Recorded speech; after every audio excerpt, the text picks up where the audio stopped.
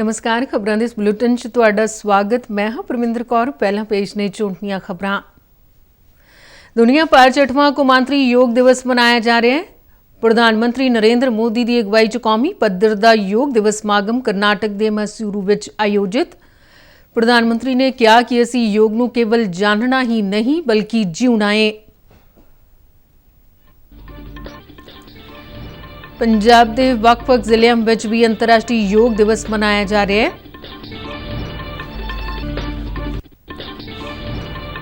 अग्निवीरां की भर्ती लिए joinIndianArmy.nic.in तो वधेरे जानकारी लई जा सकती है। संगरूर लोक सभा हल्के जिमनी चोलियां च खुला चोन प्रचार शाम 6 बजे बंद हो जाएगा। वोटां 23 जून नूं पुआईयां जाणगियां।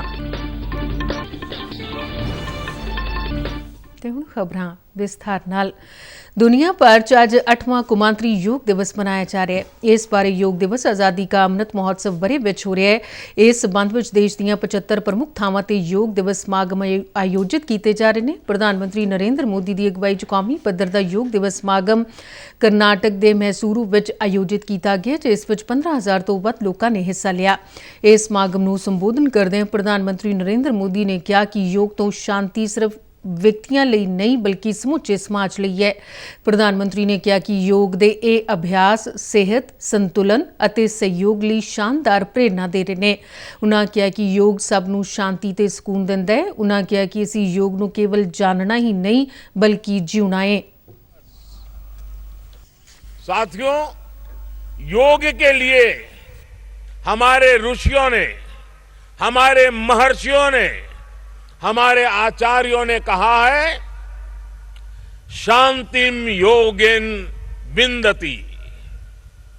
It means yoga bring peace for us. The peace from yoga is not only for individuals. Yoga brings peace to our society. Yoga brings peace to our nations and the world. And yoga brings peace to our universe. This might feel an extreme thought to someone, but our Indian sages have answered this with a simple mantra. Yat pinde tat brahmande. This whole universe starts from us. अंतर्राष्ट्रीय योग दिवस नूं सफल बनाउण लई दुनिया के 88 देशों नाल संयुक्त राष्ट्र भी जुड़िया होया है। इस संबंध विच आयुष मंत्रालय ने विदेश मंत्रालय नाल मिल के 16 टाइम जोन विच एक गार्डियन रिंग डिवेलप कीता है। इस समागम जापान, फिजी, आस्ट्रेलिया, न्यूजीलैंड तो शुरू हुंदे होए अखीर विच विश्व पद्धर ते सूरज की गति दे नाल-नाल सैन फ्रांसिस्को ते कनेडा विच समाप्त होणगे। पंजाब के ਵੱਖ-ਵੱਖ ਜ਼ਿਲ੍ਹਿਆਂ ਵਿੱਚ भी अंतर्राष्ट्रीय योग दिवस मनाया जा रहा है। पटियाला, जलंधर, अमृतसर के अटारी और मोहाली ਵਿੱਚ भी ਅੱਜ सवेरे योग प्रदर्शन आयोजित किए गए। 8वें कौमांतरी योग दिवस के संबंध में भारत सरकार के सूचना ते प्रसारण मंत्रालय तहत ब्यूरो ऑफ आउटरीच कम्युनिकेशन के जलंधर यूनिट वालों आज जलंधर के पिम्स विच योग प्रदर्शन का आयोजन किया गया, जिस विच पिम्स के अधिकारियों, स्टाफ और आम लोगों ने हिस्सा लिया। खेतरी प्रचार अधिकारी राजेश बाली ने मैडिकल के विद्यार्थियों को अपील की है कि योग राही अपने मरीजों का ध्यान रखने के नाल-नाल अपना भी ध्यान रखन।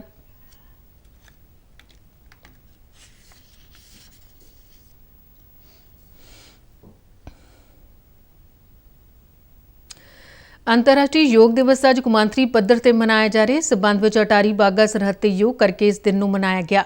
इस मौके BSF के सीनियर अधिकारियों ने कहा कि योग नाल शरीर दीयां सारियां बीमारियां दूर होंदियां ने, इसलिए अपने जीवन च योग नूं अहमियत देनी चाहिए है। इस मौके करीब 500 BSF जवानों ने योग प्रदर्शन में हिस्सा लिया।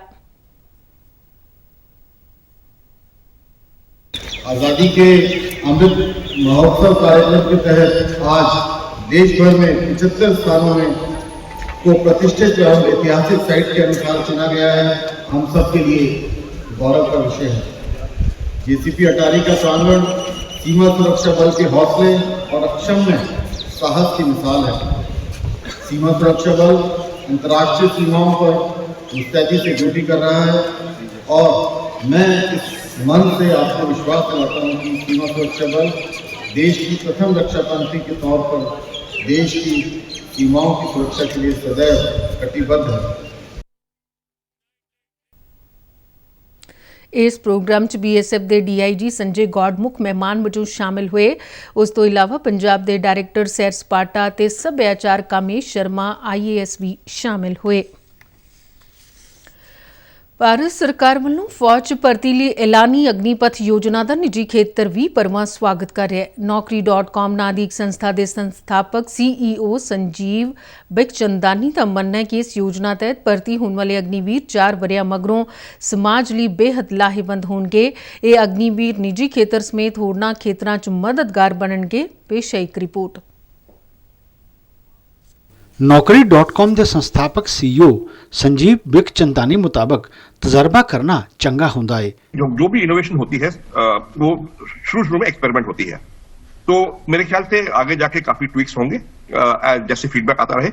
बट देखिए, एक्सपेरिमेंट करना, इनोवेट करना अच्छी चीज, it is good to do that. ये अच्छा काम होता है। अगर आप इजराइल, सिंगापुर को देखें, वो उनका भी 2 ईयर मिलिट्री सर्विस का स्कीम है, उसके बाद लोग प्राइवेट सेक्टर जाते हैं। मेरे ख्याल से to have a revolving door is actually a good thing. ਉਹਨਾਂ ਦਾ ਕਹਿਣਾ ਹੈ ਕਿ ਸਾਬਕਾ ਫੌਜੀਆਂ ਦੇ ਮੁੜ ਵਸੇਵੇਂ ਬਾਰੇ ਪਹਿਲਾਂ ਵੀ ਉਹਨਾਂ ਕਈ ਵਾਰ ਗੱਲਬਾਤ ਕੀਤੀ ਹੈ। मैंने खुद डिफेंस एस्टेब्लिशमेंट से कई बार बातचीत की है। They've reached out to us कि भाई how do we improve, हम कैसे how do we improve the rehabilitation resettlement of ex-servicemen in civil society, private sector में। देखिए, अगर आपने 15, 20, 25 साल लगा लिए हैं आर्मी में या डिफेंस फोर्सेस में, तो आपकी सोच एक तरह की मोल्ड हो जाती है एंड आपका जो डोमेन एक्सपर्टीज होता है वो सेट हो जाता है। तो इसलिए ऑप्शंस काफी लिमिटेड होती हैं, बिकॉज लोग देखेंगे आपको सिक्योरिटी में, फैसिलिटीज मैनेजमेंट में, ट्रांसपोर्ट मैनेजमेंट में।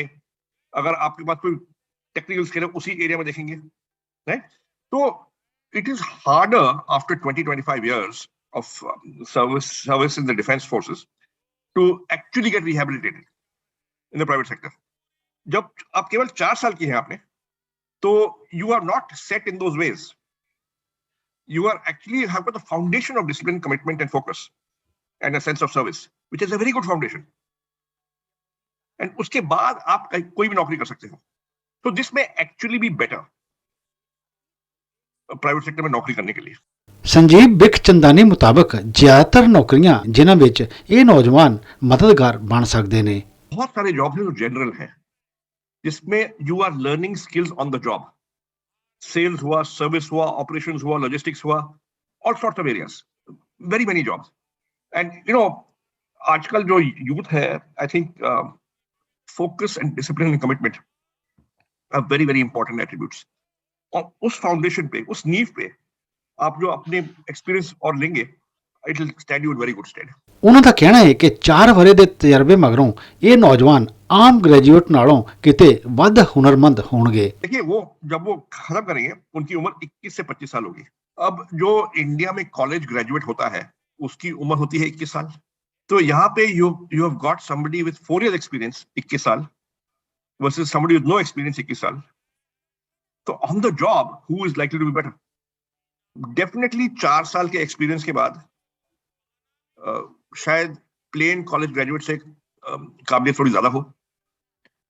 बट मैं तो यही कहूंगा कि एडवाइस करूंगा कि पहले आप नौकरी कर लें in the private sector before trying to be self employed. थोड़ा तजुर्बा आ जाए, थोड़ा you know how that world works, तो रिस्क थोड़ा कम होगा। बट ये सेल्फ एम्प्लॉयमेंट ऑप्शन है। ब्यूरो रिपोर्ट, दूरदर्शन समाचार। ਕੇਂਦਰ ਸਰਕਾਰ ਨੇ ਅਗਨੀਪਥ ਯੋਜਨਾ ਬਾਰੇ ਕੁਝ ਤੱਥ ਲੋਕਾਂ ਸਾਹਮਣੇ ਰੱਖੇ ਨੇ। ਇਨ੍ਹਾਂ 'ਚ ਯੋਜਨਾ ਦੀ ਸਹੀ ਜਾਣਕਾਰੀ ਦਿੱਤੀ ਗਈ ਹੈ।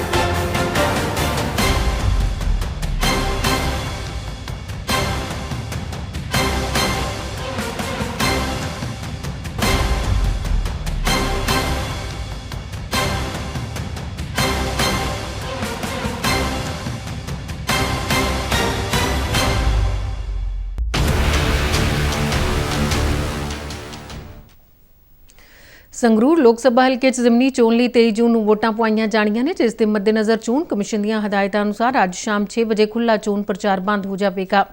ਜ਼ਿਲ੍ਹਾ ਚੋਣ ਅਫਸਰ ਜਤਿੰਦਰ ਜੋਰਵਾਲ ਨੇ ਦੱਸਿਆ ਕਿ ਸ਼ਾਮ 6 ਵਜੇ ਤੋਂ ਬਾਅਦ ਉਮੀਦਵਾਰ ਜਲਸੇ, ਰੈਲੀਆਂ, ਰੋਡ ਸ਼ੋਅ ਤੇ ਪਬਲਿਕ ਮੀਟਿੰਗਾਂ ਨਹੀਂ ਕਰ ਸਕਣਗੇ। ਉਹ ਕੇਵਲ ਘਰ-ਘਰ ਜਾ ਕੇ ਪ੍ਰਚਾਰ ਕਰ ਸਕਦੇ ਨੇ। ਵੋਟਾਂ ਦੀ ਗਿਣਤੀ 26 ਜੂਨ ਨੂੰ ਹੋਵੇਗੀ। ਤੇ ਇਸ ਦੇ ਨਾਲ ਹੀ ਖਬਰਾਂ ਦਾ ਬੁਲੇਟਿਨ ਖਤਮ ਹੋਇਆ। ਮੈਂ ਮਾਸਕ ਲਗਾ ਕੇ ਸਟੂਡੀਓ ਤੋਂ ਬਾਹਰ ਜਾ ਰਹੀ ਹਾਂ। ਬਾਹਰ ਜਾਣ ਵੇਲੇ ਤੁਸੀਂ ਵੀ ਮਾਸਕ ਲਗਾ ਕੇ ਜਾਓ। ਤੇ ਹੁਣ ਇਜਾਜ਼ਤ ਦਿਓ। ਨਮਸਕਾਰ।